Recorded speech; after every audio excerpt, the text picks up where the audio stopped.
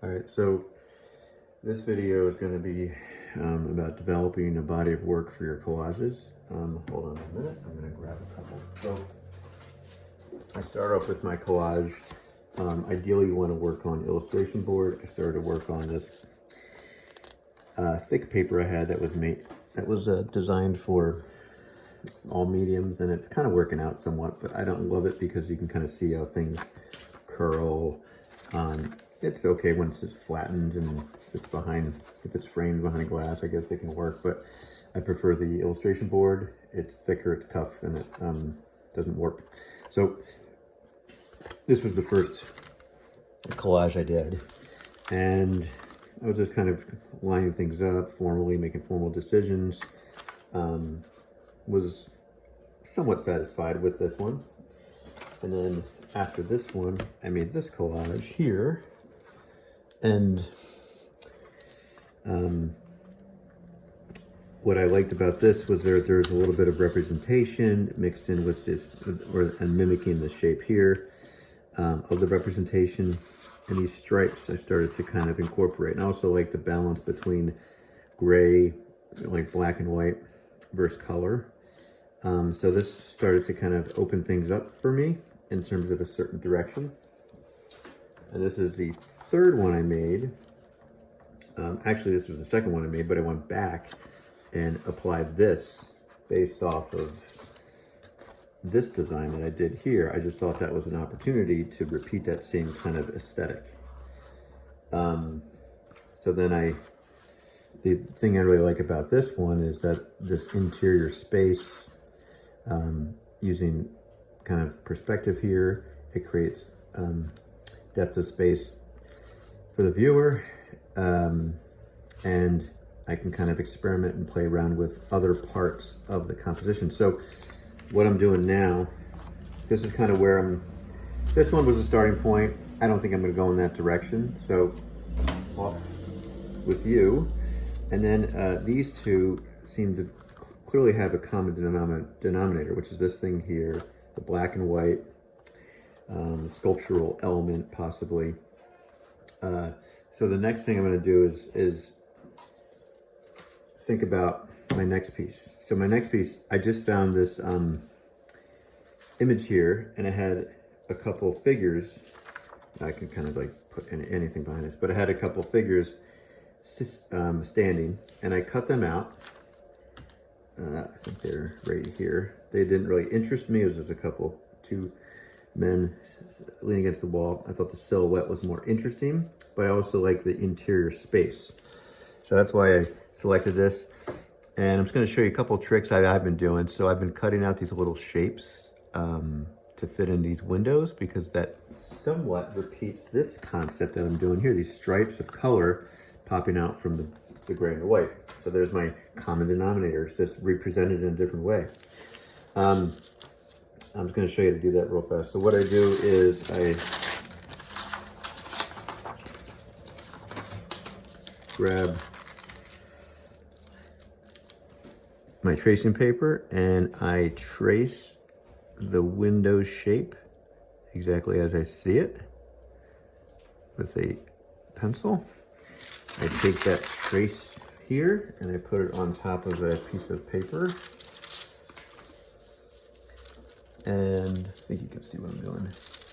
And then I just cut through both sheets of paper. Remember, this is a collage. This is be perfect.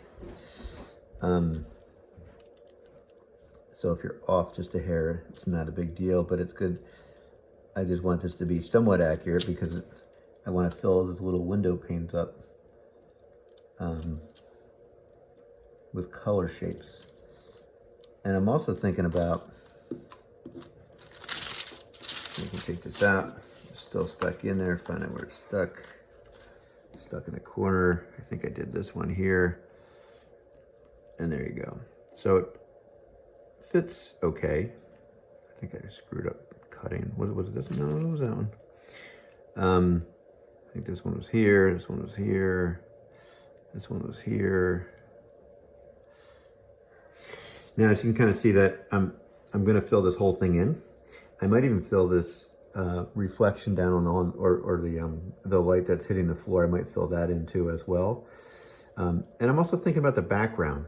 I don't know if I want to use this blue. I do like this. This is just another image I found, and I just kind of put this on top, and I was moving it around to see if I could find the best spot. I kind of liked it there.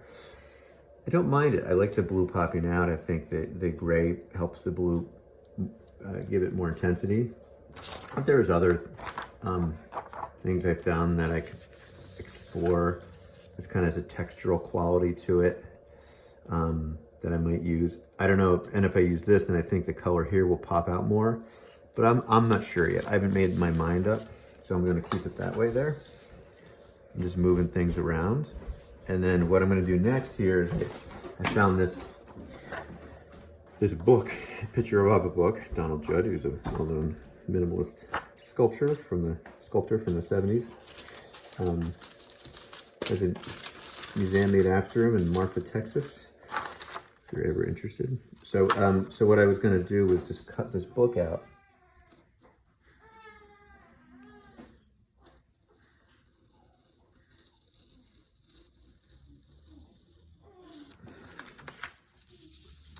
Should have did a better job cutting the book out.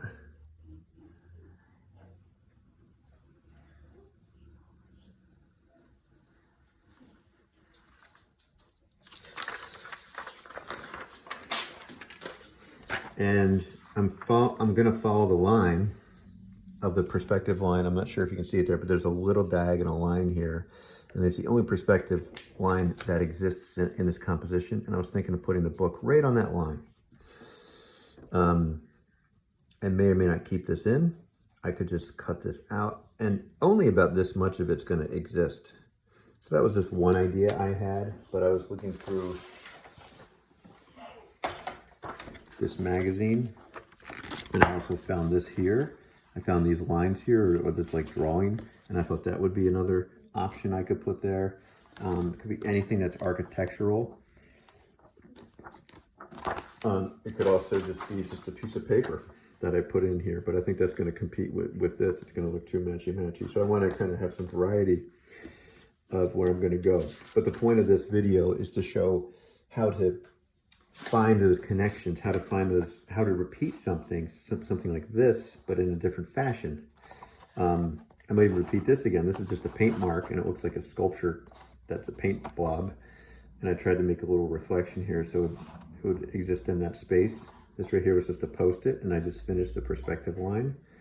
And it kind of marries, these two things marry well together. And I'm kind of seeing what I can do here, but I might have to, if I commit to this blue, I'm gonna have to glue this down on my sheet of paper, which I don't know where it is, whatever. And then once I glue that down, then I can glue this down on top of it, and I can start working those in. I can start thinking about this. But what I'm doing here is I'm just trying to get a little bit of a plan of attack, so I'm not just going in this too blind, and I can work faster as I move forward. So that's basically it for this video. In the next video, hopefully you'll see the finished product.